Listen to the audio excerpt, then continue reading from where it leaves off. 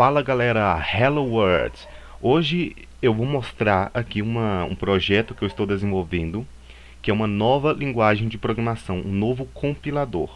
É uma linguagem chamada Plex, ok? Esse vídeo vai ser dedicado para esse projeto e daqui em diante eu vou estar fazendo alguns vídeos em relação a projetos, como eu também tenho um outro projeto sendo feito atualmente chamado Git Docker, só que esse vídeo vai ser relacionado só à linguagem Plex, beleza?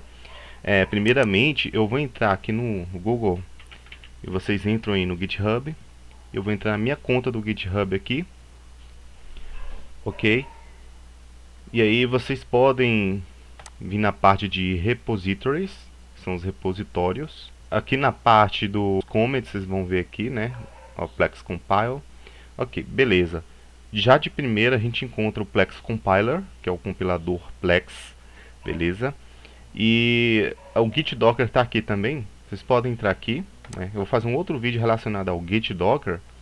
E aí vocês podem ver aqui o repositório do Git Docker. Ele está na versão 0.3.0.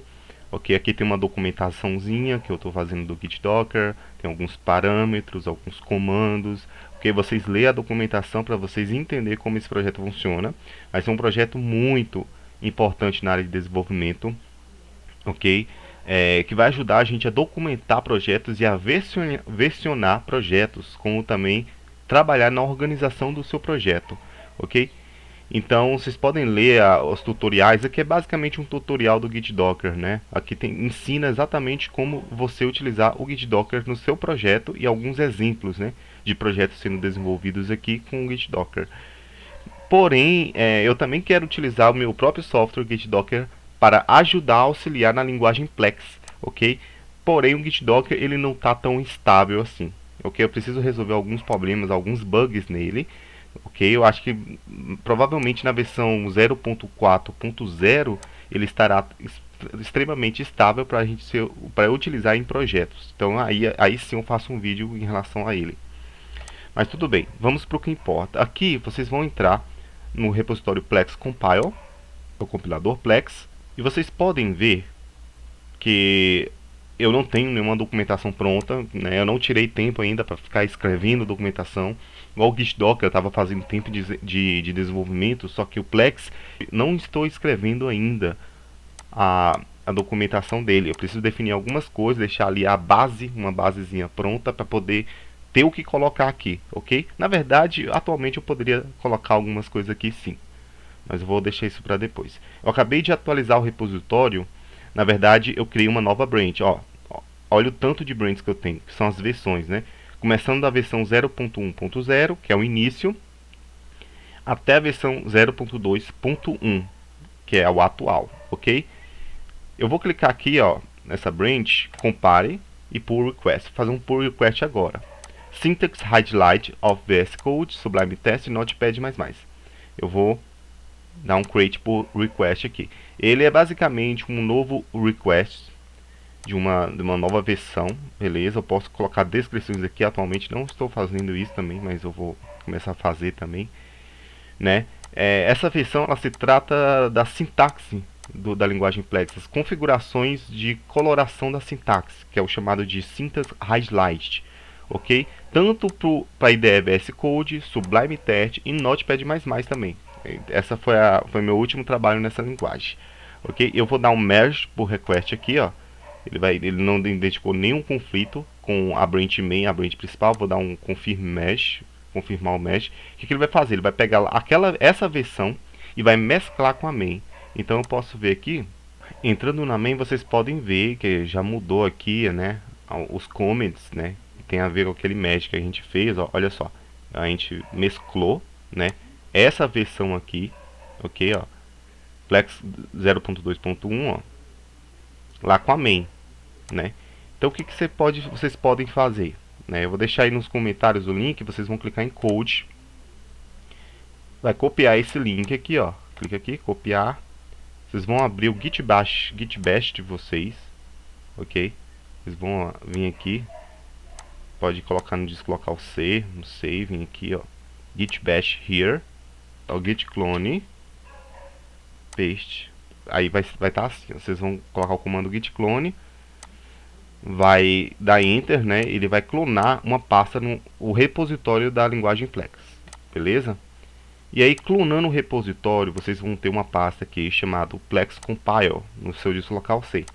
Dentro dela, vocês vão encontrar uma pasta Examples, ok? Que vai estar alguns arquivos de inclusões, o linker que eu estou utilizando, que é o GoLink, o NASM, que é o montador NASM, que a gente converte códigos para assembly, para poder depois a gente gerar executáveis, e o compilador Plex, né? E vocês vão ver também alguns algoritmos Plex e um programa executável feito pela própria linguagem Plex, beleza?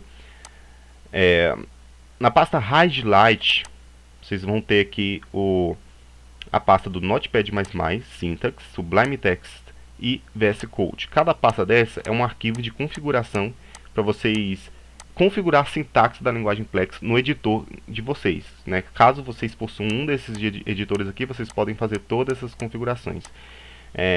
No Notepad++ a gente tem um XML, que ele vai configurar o editor Notepad++ para colorir os códigos da linguagem Plex. A pasta Sublime Syntax, eu também tenho um arquivo Sublime Syntax feito na linguagem YAML, ok? Para poder colorir no Sublime Text, ok? E no VS Code a mesma coisa, só que ele não é um arquivo, ele é uma pasta. Vocês vão copiar essa pasta Plex aqui, ó, com os arquivos de configurações .tm language, ok? Também que é feito em XML, para configurar a sintaxe lá no VS Code de vocês, beleza? Aqui no Leia-me vocês vão ter configurações de coloração sintáxica da linguagem Plex. Aqui vai ter algumas instruções, vocês vão ler, né? E aí tem aqui, por exemplo, inserir arquivo Plex Sublime Syntax do Sublime Syntax para este diretório. Então, digamos que vocês vão configurar agora. Vocês abririam ali qualquer pasta. E aqui em Leia-me, por exemplo, vocês vão copiar aqui, ó, esse diretório, inserir arquivo para configurar o Sublime Text. Então, vocês vão copiar esse diretório. Clica aqui, ó, dá Enter. Ele vai direto para o caminho onde você instalou o Sublime Text.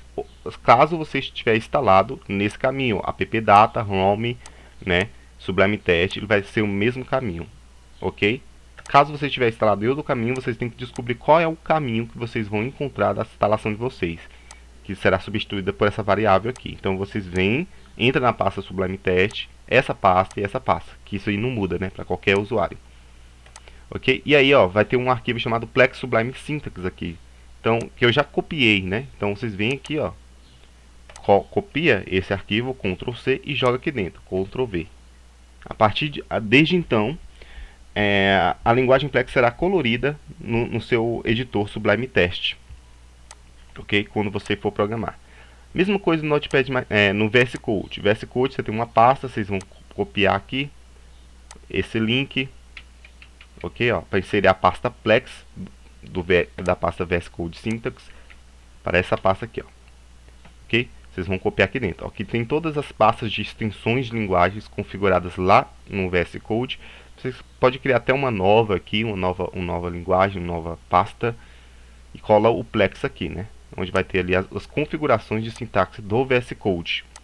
E no Notepad++, o processo é um pouco diferente. Vocês vão vir pegar aquele arquivo Plex Syntax Notepad XML, que está aqui, ó, dentro da pasta Notepad++. E aí vocês vão abrir o Notepad++, vocês vão importar lá na interface gráfica. Então aqui tem os procedimentos, ó.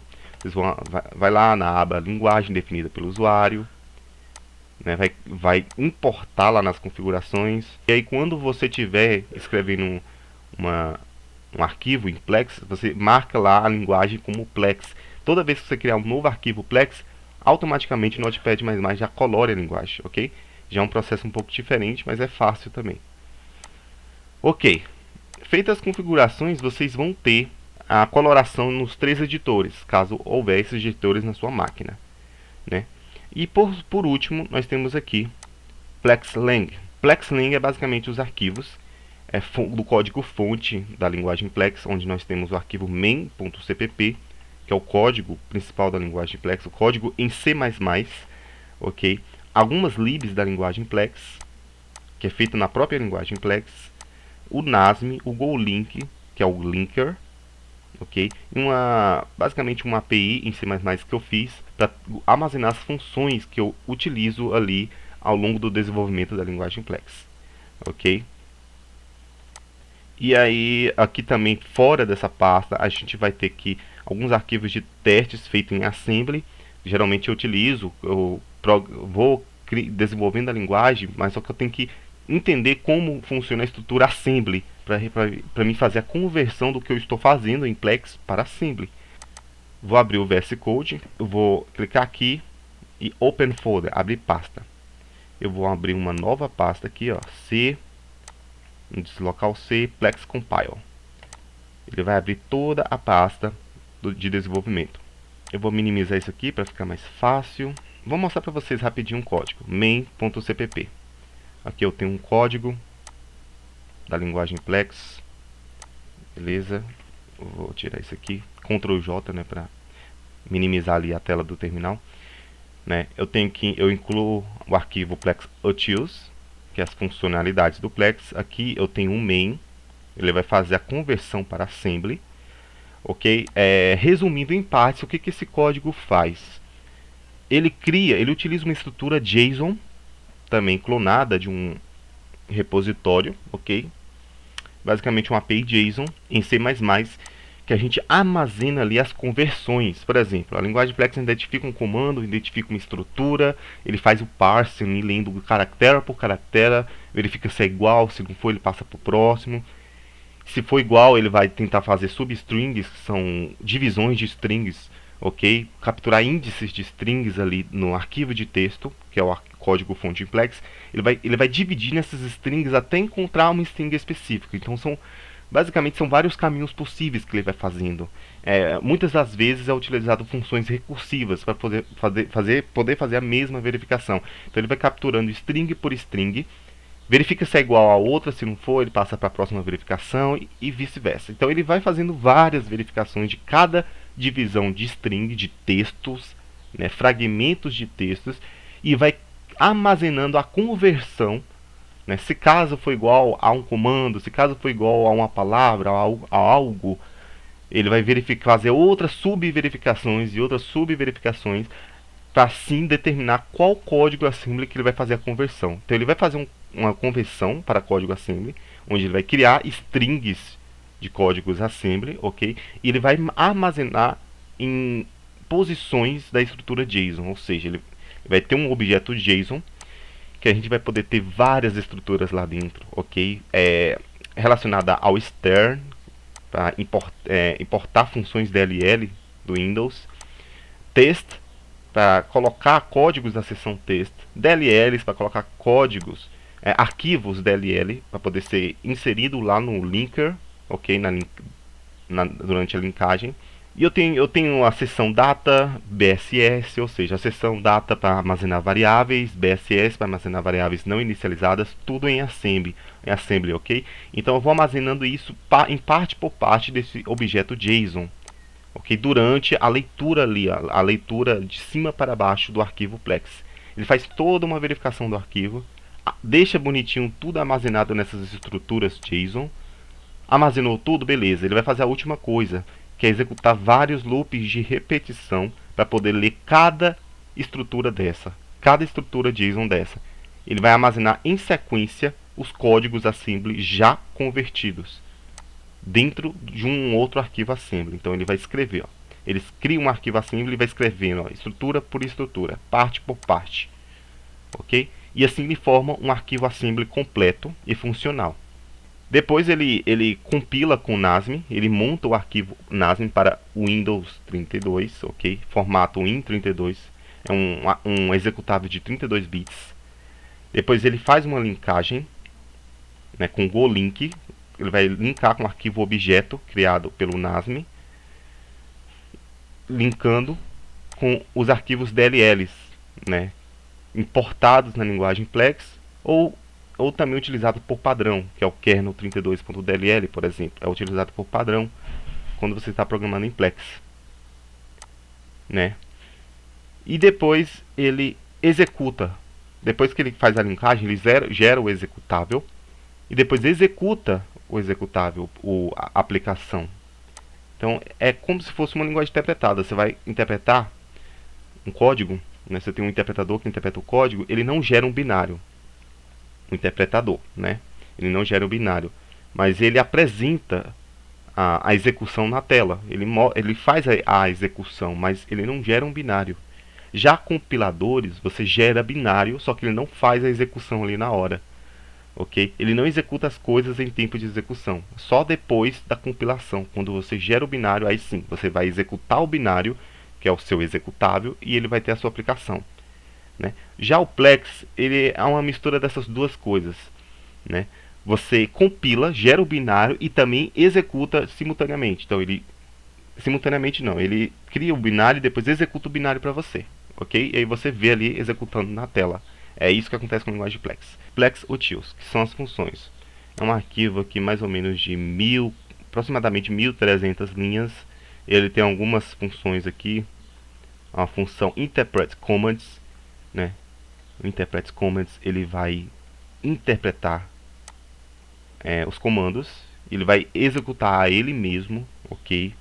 Ele faz essa execução a ele mesmo várias vezes, porque isso é necessário para o include, a inclusão de arquivos que é feito aqui, ó, né? Aqui, se o comando for use, o que ele faz? Ele vai executar ele mesmo aqui, ó, interpret commands. Ele vai executar a mesma função. Então é uma chamada recursiva.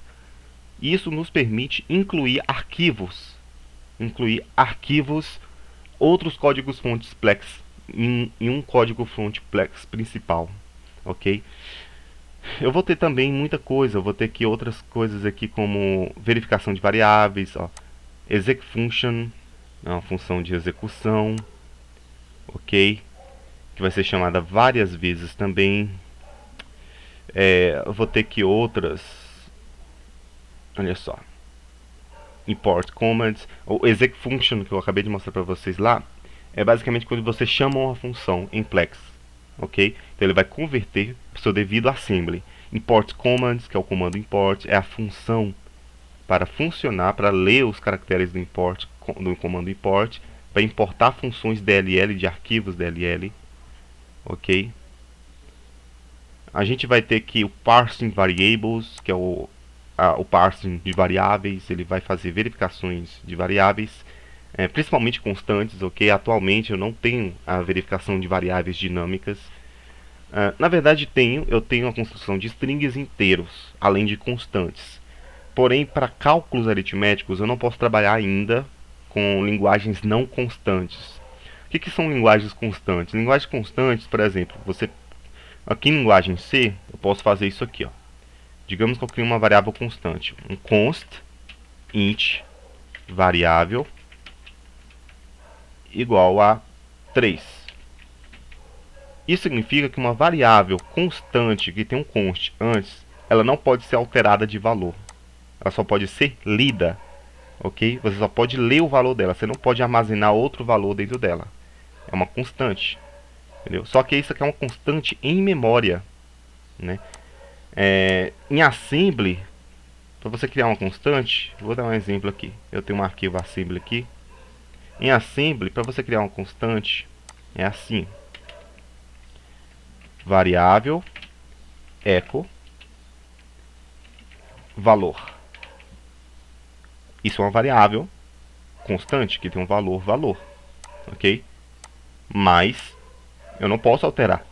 Não posso alterar essa string aqui dessa variável. Ela vai ser somente leitura. Só que isso aqui não é uma variável constante criada em memória, ok? Isso aqui some após a compilação desse assembly, após a geração do binário. Isso aqui vai sumir, ó. Essa variável echo some e apenas ele vai pegar, vai substituir esse valor aqui aonde você está chamando essa variável. Onde tiver ocorrências desse nome aqui em todo o código, ele vai converter para esse valor. É isso que é uma constante. Só que se você criar uma constante em memória, você vai vir aqui, ó, na seção raw data. Você vai ter aqui uma nova seção chamada section raw data, que é read only data, ou dados somente leitura. E você vai ter aqui uma constante, variável db dados. Pronto. Agora sim, isso aqui será uma variável que não vai sumir no binário. Ela vai estar lá, esses dados, armazenado ali, alocado no binário, né? Mas ele vai ser somente leitura. Você não vai poder escrever dados aqui. Para escrever dados, você tem que criar variáveis aqui, ó, na seção data, ok? E na seção BSS, onde você coloca reserva espaços de variáveis para poder armazenar, por exemplo, ponteiros. E é dessa forma que eu trabalho com strings. Variáveis dinâmicas em Plex, onde você pode alterar o valor dela, escrever e ler, é colocado nessa seção data aqui, ó. Ok? Na seção BSS, na verdade, né? A seção data é armazenada apenas inteiros. Eu coloco inteiros e strings que não são alterados, basicamente cópias de strings, ok? Aqui eu coloco strings na seção data, mas quando eu quero conter um ponteiro de char, por exemplo, onde eu quero alterar de um string para outra, ou uma variável que vai receber um valor dinâmico, a gente não sabe o tamanho dessa string, o usuário que vai colocar, então eu não coloco ela aqui, ok? Eu coloco ela aqui, ó, na seção BSS, porque ela vai armazenar o endereço dessa string, e através desse endereço o usuário vai poder colocar qualquer dado ali dentro, não importa o tamanho, não importa quando ele coloque. Então eu coloco aqui, entendeu? Então é exatamente isso que eu faço, beleza? É exatamente isso que eu faço. Eu vou abrir aqui a pasta examples e eu vou criar um novo arquivo aqui, new file. Vou colocar aqui como prog.plex, ok? prog.plex, um arquivo plex, ele tem a extensão plex. Primeiro eu vou checar aqui com vocês algumas funcionalidades, algumas libs que eu fiz em plex. Então, galera, eu vou deixar os conceitos para a próxima parte, onde a gente vai ver sobre alguns paradigmas da computação e como isso vai influenciar dentro da linguagem Plex, beleza? Então se inscreva no canal se não é inscrito, deixe um like e ative o sininho para receber as notificações.